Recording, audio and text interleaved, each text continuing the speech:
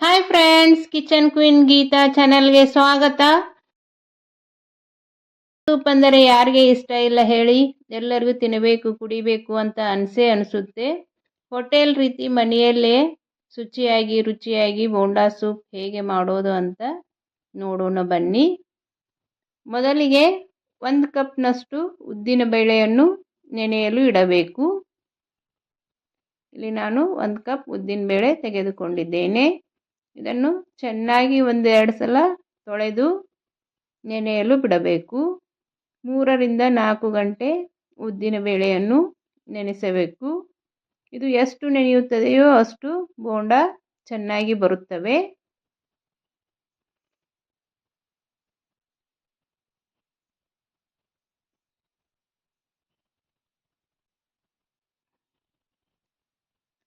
ಈಗ ಇಲ್ಲಿ ನೋಡಿ, ನಾನು ಚೆನ್ನಾಗಿ 2 ಸಲ ತೊಳೆದುಕೊಂಡಿದ್ದೇನೆ.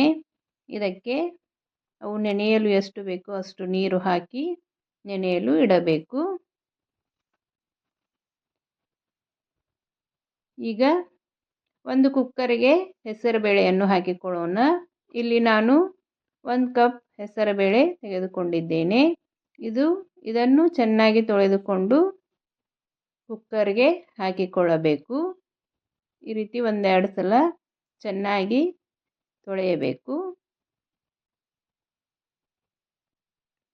ಈಗ ತೊಳೆದಿರುವ ಹೆಸರು ಬೇಳೆಯನ್ನು ಕುಕ್ಕರಿಗೆ ಹಾಕಿಕೊಳ್ಳೋಣ.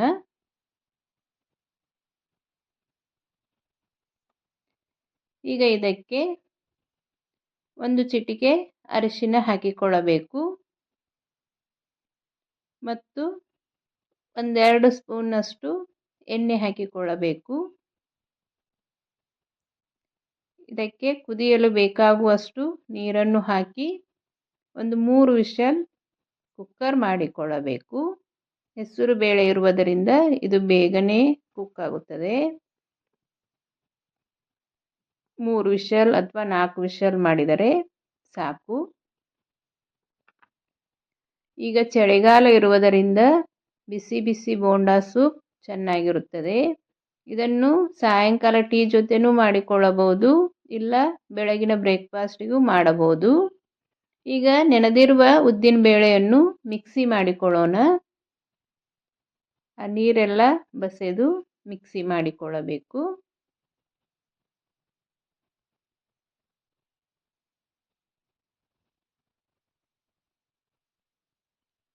ಬಹಳ ತಿಳುವಾಗಿ ಮಾಡಿಕೊಳ್ಳಬಾರದು, ಸ್ವಲ್ಪನೇ ನೀರನ್ನು ಹಾಕ್ತಾ ಮಿಕ್ಸಿ ಮಾಡಿಕೊಳ್ಳಬೇಕು. ಹಿಟ್ಟು ಗಟ್ಟಿಯಾಗಿ ಇರಬೇಕು. ನನ್ನ ಚಾನೆಲ್ನಲ್ಲಿ ಅನೇಕ ರೀತಿಯ ಸ್ನ್ಯಾಕ್ಸ್ ರೆಸಿಪಿಗಳು ಇವೆ. ಒಂದು ಸಲ ನನ್ನ ಚಾನೆಲ್ ಚೆಕ್ ಮಾಡಿ.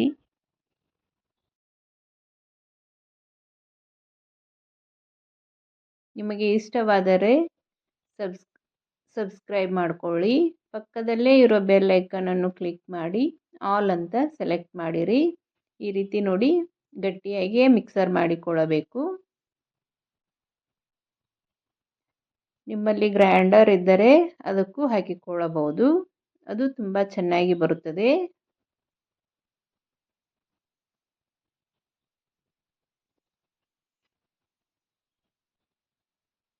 ಯಾರಾದರೂ ಮೊದಲನೇ ಸಲ ನನ್ನ ಚಾನಲನ್ನು ನೋಡ್ತಾ ಇದ್ದರೆ ಸಬ್ಸ್ಕ್ರೈಬ್ ಮಾಡಿಕೊಂಡು ನೋಡಿ ಮತ್ತು ಪಕ್ಕದಲ್ಲೇ ಇರುವ ಬೆಲ್ ಐಕಾನನ್ನು ಕ್ಲಿಕ್ ಮಾಡಿ ಆಲ್ ಅಂತ ಸೆಲೆಕ್ಟ್ ಮಾಡಿರಿ. ಈ ರೀತಿ 1 ಸ್ಪೂನ್ನಿಂದ ಚೆನ್ನಾಗಿ ಮಿಕ್ಸ್ ಮಾಡಬೇಕು. ಇದು ಹಿಟ್ಟು ಉಬ್ಬಬೇಕು, ಅಂದರೆ ಬೋಂಡ ಚೆನ್ನಾಗಿ ಬರುತ್ತವೆ. ಇದು ಒಂದು ಟಿಪ್ಸ್. ಚೆನ್ನಾಗಿ ಈ ರೀತಿ ಕೈಯಿಂದ ಎಷ್ಟು ನೀವು ಈ ರೀತಿ ಮಾಡುತ್ತೀರೋ ಅಷ್ಟು ಬೋಂಡ ಸಾಫ್ಟಾಗಿ ಪಳ್ಳಾಗಿ ಬರುತ್ತವೆ. ನಾನು ಹೇಳುವ ಮೆಥಡ್ನಲ್ಲಿ 1 ಸಲ ಈ ಬೋಂಡ ಮಾಡಿ ನೋಡಿ, ತುಂಬ ಚೆನ್ನಾಗಿರುತ್ತವೆ.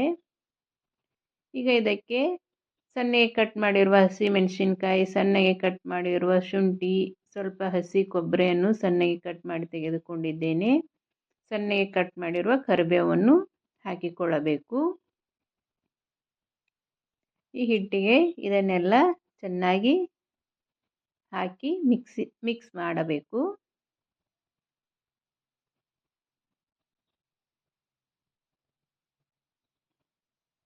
ಈಗ ರುಚಿಗೆ ತಕ್ಕಷ್ಟು ಉಪ್ಪು ಹಾಕಿಕೊಳ್ಳಬೇಕು. ಉಪ್ಪು ನೋಡಿಕೊಂಡು ಹಾಕಿರಿ, ಯಾಕೆಂದರೆ ಸೂಪಿಗೂ ಉಪ್ಪು ಹಾಕುತ್ತದೆ. ಎರಡು ಕೂಡ ತಿನ್ನುವುದರಿಂದ ಉಪ್ಪು ಜಾಸ್ತಿ ಆಗುವ ಸಾಧ್ಯತೆ ಇದೆ. ಅದಕ್ಕೆ ಚೆನ್ನಾಗಿ ನೋಡಿಕೊಂಡು ಎಷ್ಟು ಬೇಕೋ ಅಷ್ಟೇ ಹಾಕಿಕೊಳ್ಳಿ.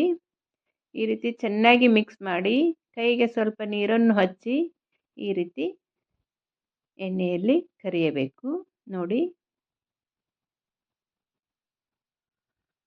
ಈ ರೀತಿ ಎಣ್ಣೆ ಖಡಕ್ಕಾಗಿ ಕಾದಿರಬೇಕು. ಕಾದ ನಂತರ ಎಣ್ಣೆಯನ್ನು ಸ್ವಲ್ಪ ಮೀಡಿಯಂ ಫ್ಲೇಮ್ನಲ್ಲೇ ಇಟ್ಟುಕೊಳ್ಳಿ. ನೋಡಿ ಎಷ್ಟು ಚೆನ್ನಾಗಿ ಉಬ್ಕೊಂಡು ಬರ್ತಾ ಇದೆ ಅಂತ.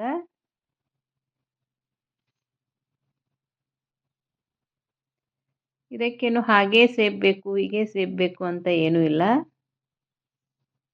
ನೀವು ಯಾವ ಶೇಪ್ನಲ್ಲಿ ಬೇಕಾದರೂ ಮಾಡಿಕೊಳ್ಳಬಹುದು. ಇದೇ ಹಿಟ್ಟನ್ನು ನೀವು ಉದ್ದಿನ ವಡಾನು ಮಾಡಿಕೊಳ್ಳಬಹುದು. ತೂತು ಮಾಡಿದರೆ ಉದ್ದಿನ ವಡ ಆಗುತ್ತವೆ. ನೋಡಿ, ಇಷ್ಟು ಗೋಲ್ಡನ್ ಬ್ರೌನ್ ಕಲರ್ ಬಂದರೆ ಸಾಕು. ಈಗ ಬೋಂಡ ರೆಡಿ ಆದವು. ಈಗ ಸೂಪ್ ಹೇಗೆ ಮಾಡೋದು ಅಂತ ನೋಡೋಣ ಬನ್ನಿ. ಒಂದು ಕಡಾಯಿಗೆ ಒಂದು 4 ಸ್ಪೂನ್ನಷ್ಟು ಆಯಿಲ್ ಹಾಕಿಕೊಳ್ಳಬೇಕು. ಎಣ್ಣೆ ಬಿಸಿಯಾದ ತಕ್ಷಣ 1 ಸ್ಪೂನ್ ಜೀರಿಗೆ ಹಾಕಿಕೊಳ್ಳಬೇಕು. 1 ಚಿಟಿಕೆ ಹಿಂಗನ್ನು ಹಾಕಿಕೊಳ್ಳಬೇಕು. ಇಲ್ಲಿ ನಾನು ಲಕ್ಷ್ಮಿ ಹಿಂಗ್ ತೆಗೆದುಕೊಂಡಿದ್ದೇನೆ. ಇದಕ್ಕೆ ಉದ್ದಗೆ ಕಟ್ ಮಾಡಿರುವ ಹಸಿಮೆಣಸಿನಕಾಯನ್ನು ಹಾಕಿಕೊಳ್ಳಬೇಕು. ನಾನು ಇಲ್ಲಿ 7ರಿಂದ 8 ಹಸಿಮೆಣಸಿನಕಾಯಿ ತೆಗೆದುಕೊಂಡಿದ್ದೇನೆ. ನಿಮಗೆ ಖಾರ ಜಾಸ್ತಿ ಆಗುತ್ತದೆ ಅಂದರೆ ಕಡಿಮೆ ತೆಗೆದುಕೊಳ್ಳಬಹುದು. ಈ ರೀತಿ ನಡುವು ಸೀಳಿದರೆ ಮೆಣಸಿನಕಾಯಿ ಖಾರ ಬಿಟ್ಟುಕೊಳ್ಳುತ್ತವೆ. ಇದಕ್ಕೆ ಸಣ್ಣಗೆ ಕಟ್ ಮಾಡಿರುವ ಶುಂಠಿ ಹಾಕಿಕೊಳ್ಳಬೇಕು.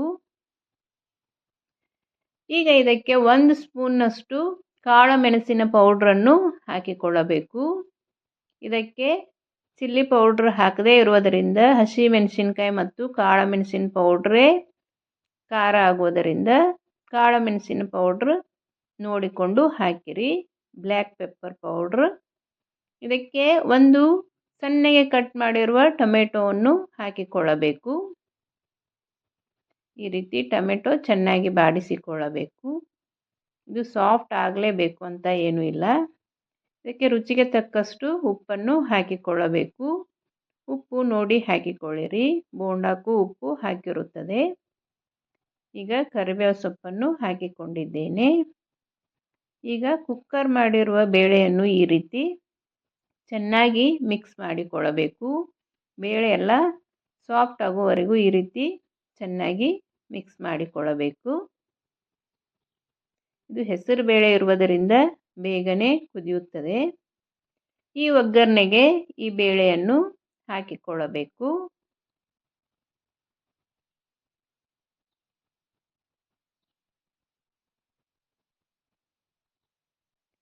ಹಾಕಿ ಮಿಕ್ಸ್ ಮಾಡಬೇಕು.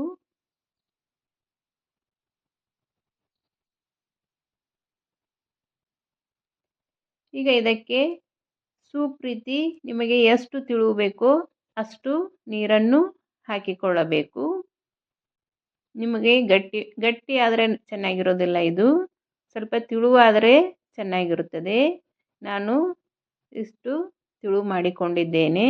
ಇದಕ್ಕೆ ತುರಿದಿರುವ ಹಸಿ ಕೊಬ್ಬರಿಯನ್ನು ಹಾಕಿಕೊಳ್ಳಬೇಕು.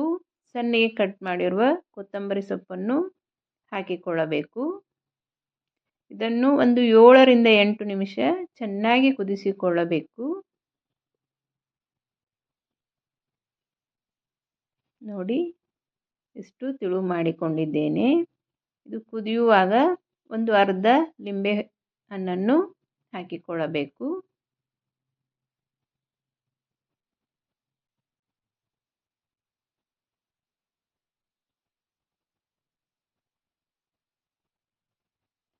ಈಗ ಬೋಂಡಾ ಸೂಪ್ ರೆಡಿ ಆಯಿತು.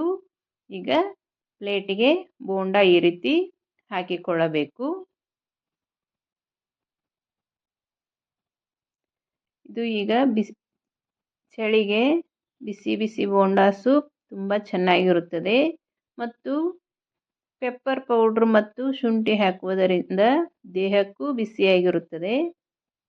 ಒಂದು ಸಲ ಟ್ರೈ ಮಾಡಿ ಹೇಗೆ ಬಂತು ಅಂತ ನನಗೆ ಕಮೆಂಟ್ ಮಾಡಿರಿ. ಮೇಲ್ಗಡೆಯಿಂದ ಚೆನ್ನಾಗಿ ಸೂಪನ್ನು ಹಾಕಿ ಬಿಸಿ ಬಿಸಿ ತಿಂದರೆ ತುಂಬ ಚೆನ್ನಾಗಿರುತ್ತದೆ.